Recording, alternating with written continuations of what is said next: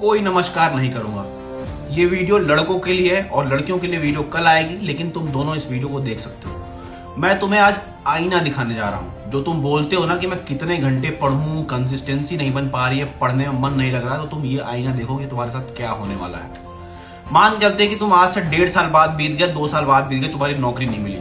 सबसे पहला चीज तुम्हारे साथ ये होगा कि तुम्हारा बाप बोलेगा कि साले अब तुम 3 रोटी खा रहे हो, अगर 4 रोटी खाना ना तो कमा के ले आओ, फ्री में नहीं मिलेगा।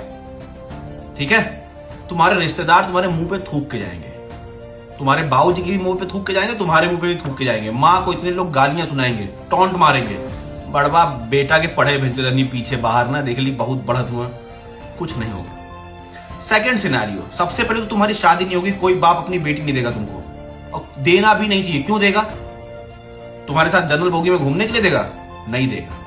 मान लेते हैं बाबूजी कहे कि बेटा गांव का एक जमीन है, बेच देते हैं, बेच तुम्हारे लिए किराना का दुकान खोल देते हैं, तो तुम्हारे किराना का दुकान खुल गया। ठीक है?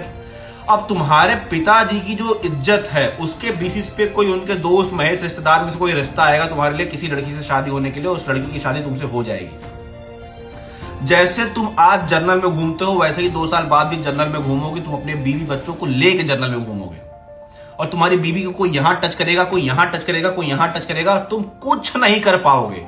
You can't do anything. तुम्हारे पास कुछ है ही नहीं करने के लिए। ठीक है? तीसरा सिनारियो सुनो।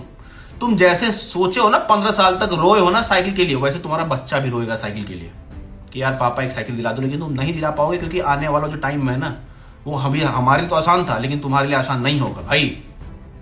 तुम अपने बच्चे को एक साइकिल नहीं दिला पाओगे। एक चॉकलेट दिलाने के लिए ना तुम 4 दिन रुलाओगे उसको। तुम जो कहते हो ना कि सर मुझे अपॉर्चुनिटीज नहीं मिली, मैं हिंदी मीडियम से पढ़ा हूं, इंग्लिश मीडियम से पढ़ा हूं, वही बच्चा रोना, तुम्हारा बच्चा भी वही रोना गाएगा, क्योंकि तुम उसको अच्छे स्कूल में एडमिशन नहीं करा पाओगे। अब तुम्हारे पास पैसा रहेगा तब तो कराओगे, ये बताओ। नहीं करा पाओगे, फिर तुम रोना कि सर मेरा पढ़ने में मन नहीं लग रहा था उस समय, मैं कंसिस्टेंट नहीं हो पा रहा था उस समय, मुझे मैथ समझ में नहीं आ रहा था, मुझे इंग्लिश समझ में नहीं आ रहा था, आप बताते नहीं थे कि 5 घंटा पढ़ो कि 4 घंटा पढ़ो। मैं कैसे बता दूं तुमको कि 5 घंटे पढ़ना कि 4 घंटे पढ़ना है तुमको?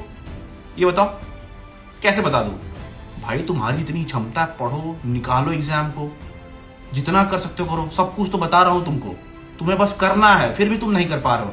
भाई अपने बारे में नहीं सोच पा रहे हो तो अपने आने वाली जनरेशन के बारे में तो सोच लो, कि जिस तरीके से तुमने स्ट्रगल किया उसी तरीके से आने वाले जनरेशन को भी स्ट्रगल कराओगे, या उसको इस लूप से बाहर निकालोगे कि वो एसएससी की अलग से कुछ सोचे, कुछ अपना सोचे।